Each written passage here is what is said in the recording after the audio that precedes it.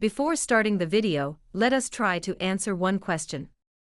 Can someone turn a normal shipping container into something that could change the entire global energy system? And almost nobody really considered it. No risk of explosions. No need of pipelines. Not renting giant oil tankers. Just an ordinary ship with hydrogen, locked inside metal.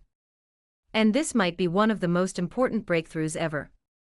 For decades, countries like Japan bet everything on hydrogen but failed. Not because hydrogen doesn't work, but because of one brutal problem. You couldn't move it. Or okay, you could move it but not easily. Not safely. Not far. It was too dangerous. Too expensive. Too inefficient. So the whole hydrogen future just stalled. Then China did something crazy. They built a system that stores hydrogen safely at room temperature and ships it across the ocean like normal cargo, like iron ore from Australia, or maize from the US. And this is where things get insane. Because if this actually works at scale, China could bypass global energy chokepoints like the Strait of Hormuz. They might not even need oil and gas the same way anymore. And in a worst-case scenario, say, if the Strait of Malacca shuts down completely, they could still keep their energy system running. So now the question is this the next rare earth moment?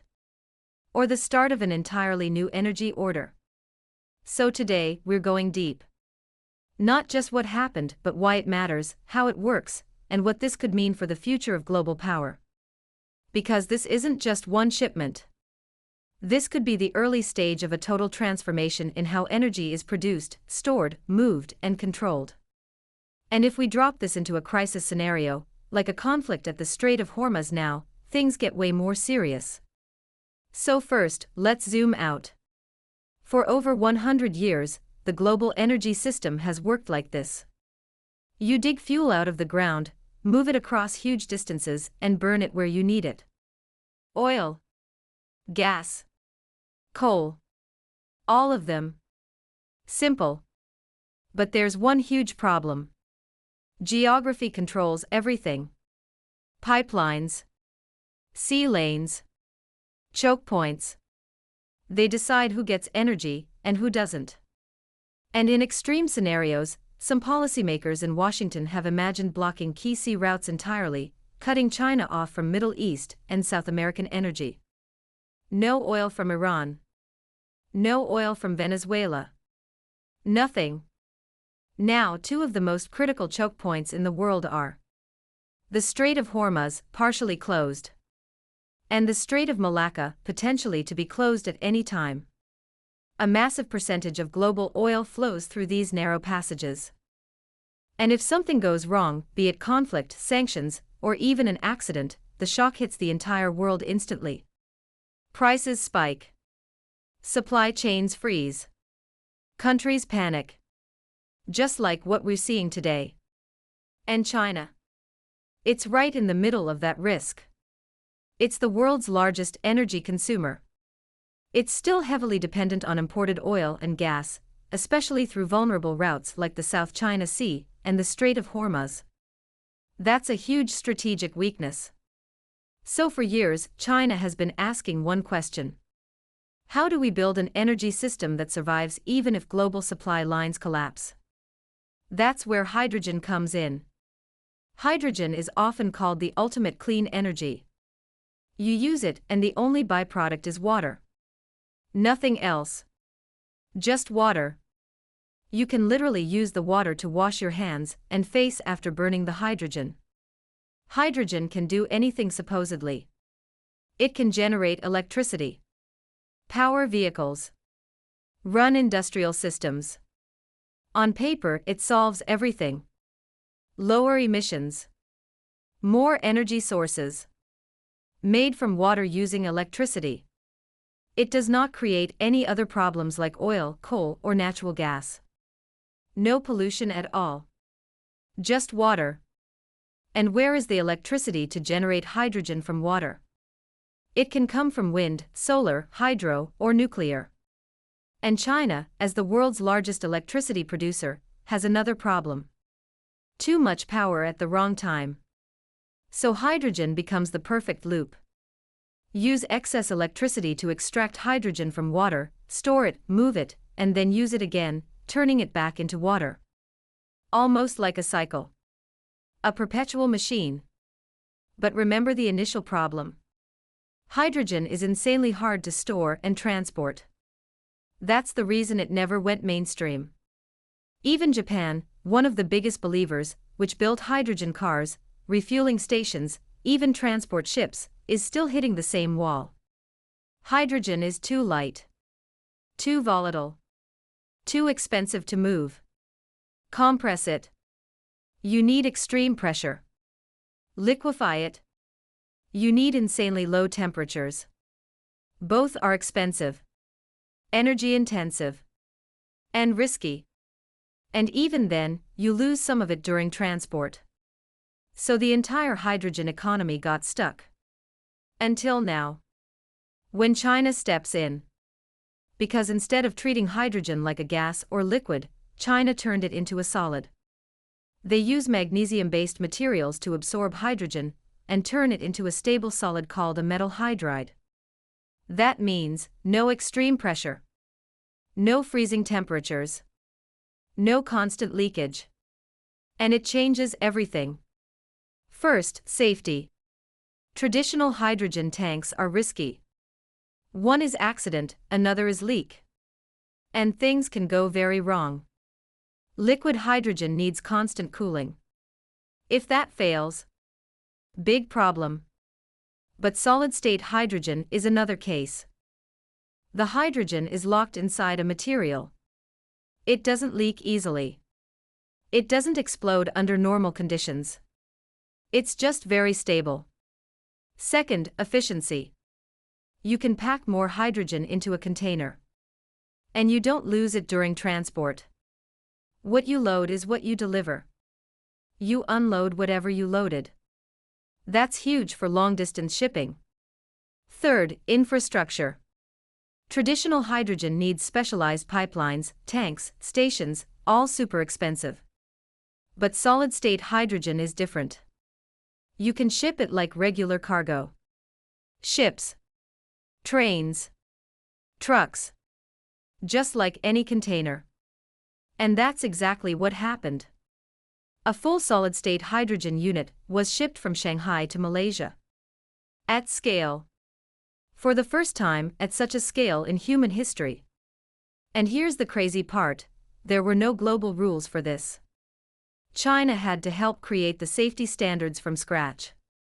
Which means they're not just building the tech. They're setting the standard.